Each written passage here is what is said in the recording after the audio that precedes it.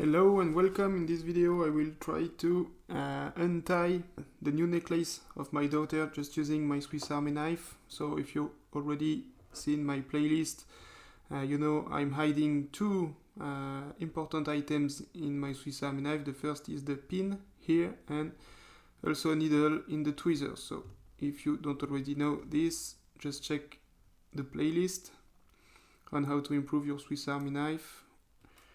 I will just get the tools out.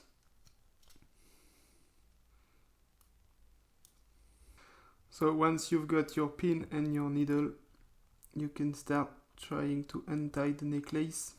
So it can be really hard with the fingers, with the nails, but if you have a pin or a needle,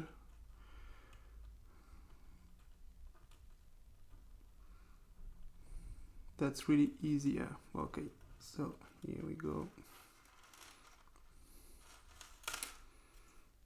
Done.